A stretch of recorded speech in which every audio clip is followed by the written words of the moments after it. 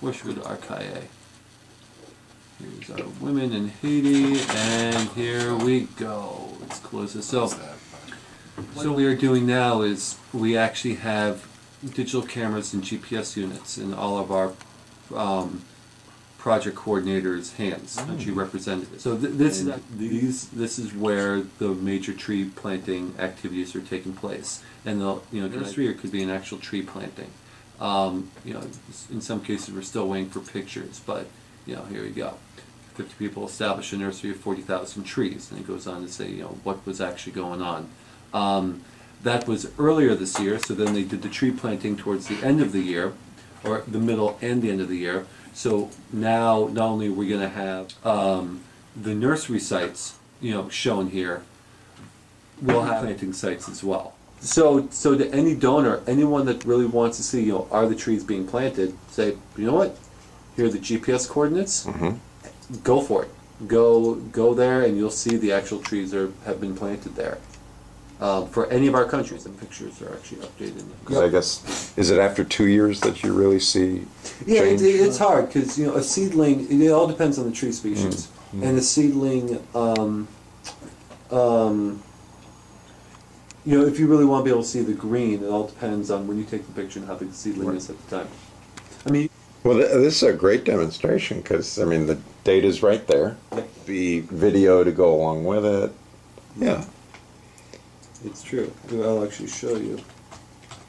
Camera, and I've got somewhere around 130 points right. And it goes. There's your GPS coordinates, the number of trees that have been planted, something about it, and then. Show me the number of trees planted. Sure. Column. Where was that one? These are the pictures that go along with it. Okay. But if we go. Those are dates of the update. Yep, you would see trees there it current. is. And this number is constantly being updated. Sure. Right. Let's go back to Haiti. Okay. I like Haiti.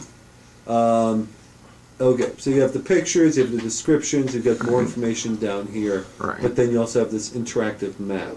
Oh. We're trying to find the best map possible, and this is for each of our project sites. Oh, that's interactive. See, I've never clicked on it. To the extent where it's interactive, where it says, okay, now you download Google Earth. And now you download the KMZ file, which is located. Oh, I see. So this is where you would get the different points. Yeah, and here you go. So download that. Here you go. And now here's the new KMZ file, which means I need to be heavily. So let's see you click on the one that will take you to Haiti now, because we just hit Haiti, right? Yeah. Okay. And then there it goes in. And there you are. Okay. Yeah. Now, see, 90% of the donors aren't going to download. So but they can watch a video of what you did, and then they can say, "Hey, I saw." You go to the website. You can download the data. You can. See, I have a trust level with Dave. I give him a check. I know that trees will get planted. I'm thinking of people I haven't met that I'm going to be sitting down with and saying, "Look, I know that these trees will be planted," and they can't trust me. They want to see something. So, I can play this little video. Yep. And they say, "Oh, that's really cool." And they never have to actually go do it, but they can talk to their friends. Let me show you something very cool right now. So if we go over to, here, we're in Ethiopia. Let me show you that we are in Ethiopia.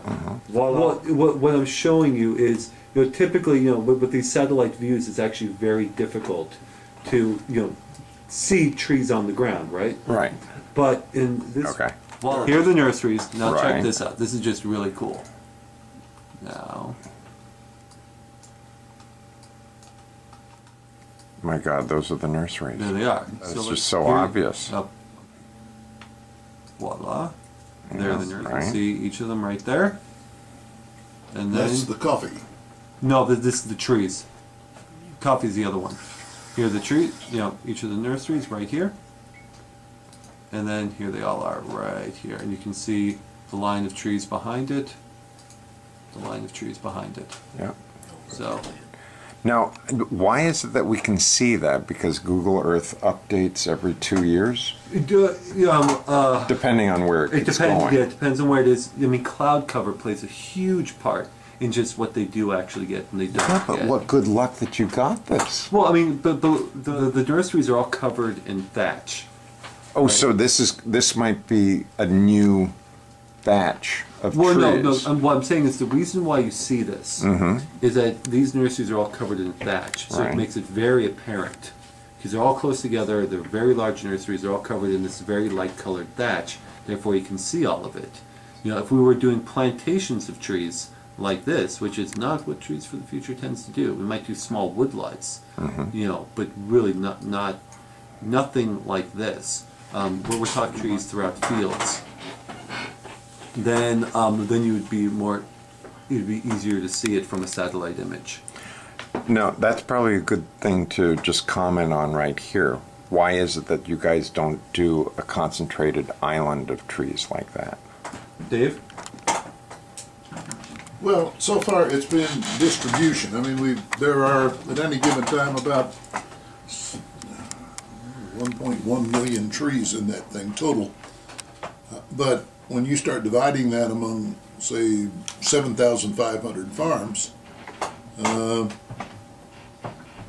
you don't have that much density really when you cover a large area of land. Second thing is that they did not plant trees on farmland. The trees have been planted to protect gullies from erosion. They've been planted as things around houses. They've been planted around the perimeter of fields, things like that. You're more likely to see that. I mean, this is coming out and becoming pretty popular in that area. This is one of the main things that we're starting this Rabu project, because it is land that is actually being turned over to an agroforestry project, to a forest garden projects in there. And from the highway, I mean, you start up high and you kind of circle down all through that and back up the other side.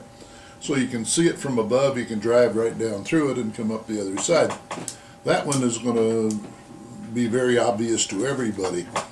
But that's one of the things we learned when we started taking people over there. They want to see big areas of green with big tall trees on it.